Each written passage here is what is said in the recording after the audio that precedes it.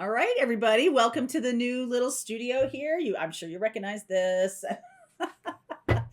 Hopefully the table is bigger now and you can see more. That's why I'm doing it this way. So anyway, Leo, Aries and Sag, Sun, Moon, Rising, and North Node. All right, if you don't know what your North Node is, it is your karmic mission and path on this life. So if you want to learn more about that, I have a little class about North Nodes if you want to learn that. In the meantime, let's see where the message is coming through. In the extended, I will pull some cards for Aries, Leo, Sag separately, just to give you a little bit of extra guidance, okay? Personalized. All right, synchronicity is a love letter from the universe across time and space. I think that is my favorite card in this deck. I love it. Synchronicities. The phoenix rises into joyful abundance. Ow, beautiful. Divine dragon. All right. This might not be for all of you, but some of you have the opportunity to, or the ease of manifesting a lot of money, a lot of time, a lot of love, a lot of joy, or something like that. And then you bite yourself in the ass with the I am not worthy thing. And then it goes away. And that is the thing that needs to be changed. Okay, so the universe is sending you synchronicities right now. A lot of you who come on my Wednesday lives this week, I'm going to be doing the individual zodiac mid-November readings on the Wednesday live. So if you're not part of that, hit the join button and you'll get an invite.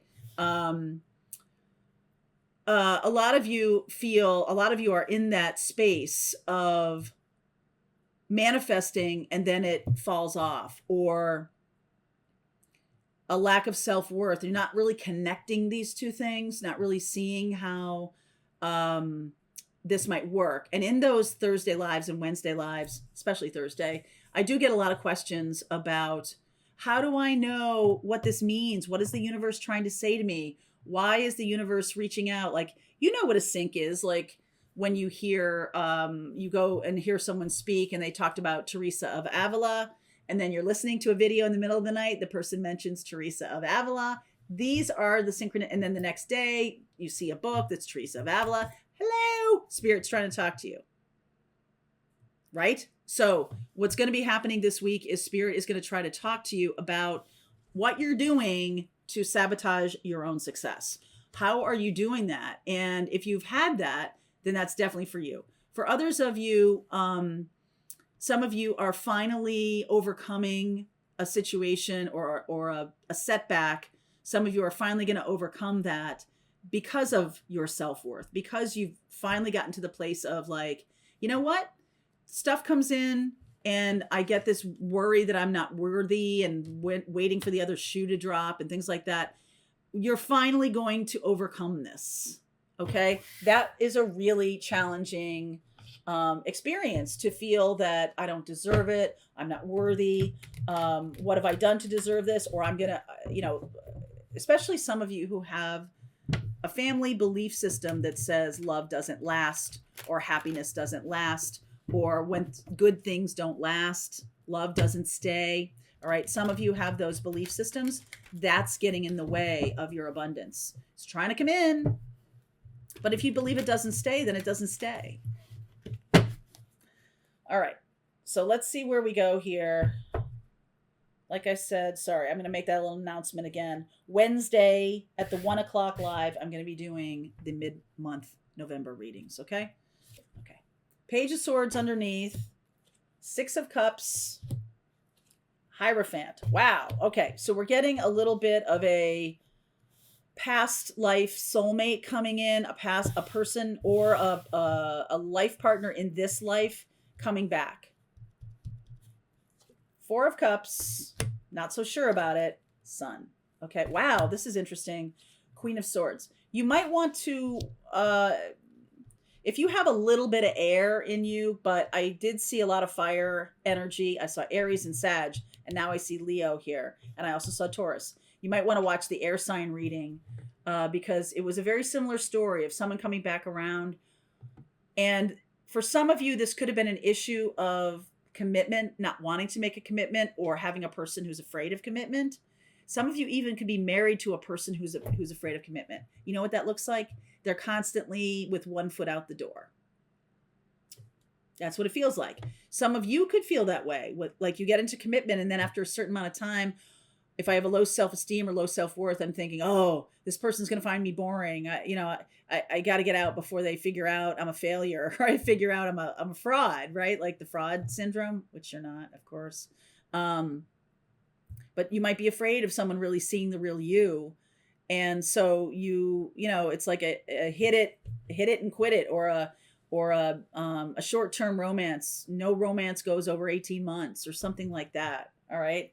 And that's, again, about sabotage, self-sabotage, right? With this divine dragon. So let's see. Look at you, Temperance, right up there, Sag. 8 of Cups, King of Swords. Wow. Aquarius. Could be walking toward an Aquarius. Or walking towards clarity. Look at that. King of Wands. Aries right in the middle here. Emperor. We have Aries, Leo, and Sag now here too. All of your cards have shown up, which says to me this is I'm tapping into some kind of big collective of all y'all. Okay. Magician, that's Gemini, Aquarius, Gemini. Isn't that interesting? We're going from fire here to air. Wow. 9 of Pentacles, 7 of Pentacles, and the 6 of Swords. This is about regaining your composure or regaining your sense of clarity. This is fire sign and earth sign. I'm sorry, fire sign and air sign. King of Swords, Queen of Swords. Gemini, Aquarius. And I'm feeling that some of you are okay with relationships until it starts to get serious, and then you take off. And then there's like this cold kind of experience where you're not talking, or you ghost somebody. If this person has ghosted you, if this is an air sign and they've ghosted you, or they're not very good at communicating, which is unusual for an air sign. They're usually pretty good at it. But I feel like this is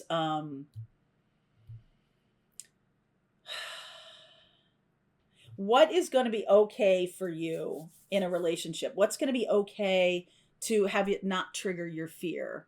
What's going to be okay for you or for them in this relationship so it doesn't trigger their fear? How can we be patient enough with each other?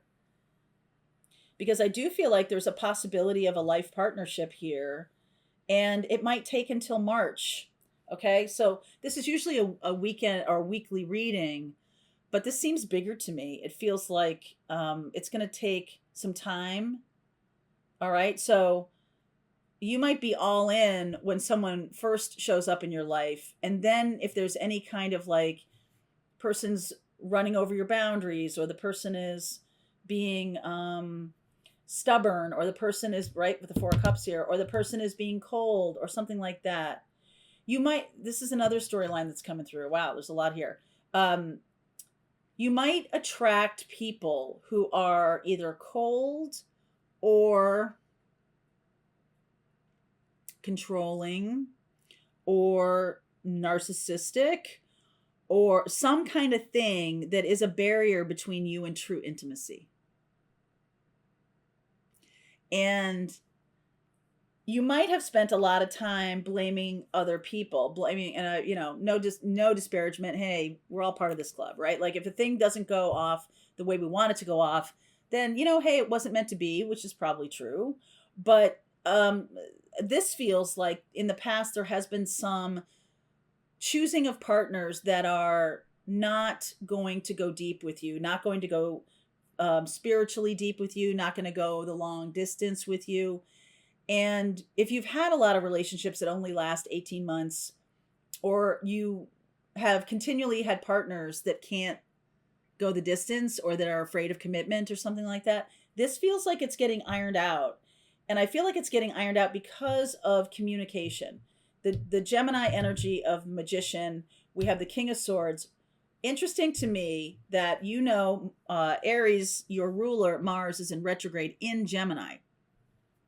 So what that can mean is that your inner dialogue needs to change. It can also mean that we're softening the way we communicate. We're not going to be as brusque or as cold or as challenging or as as controlling. We're not going to have that kind of edge to us. In the past, Six of Cups and this Knight of Swords, there could have been an edge to the conversation because of fear of long-term commitment, or fear of having someone be in a deep relationship with you that could scare the crap out of you. Okay. But this is now about you getting more grounded and more stable and really having patience with this situation, allowing for time.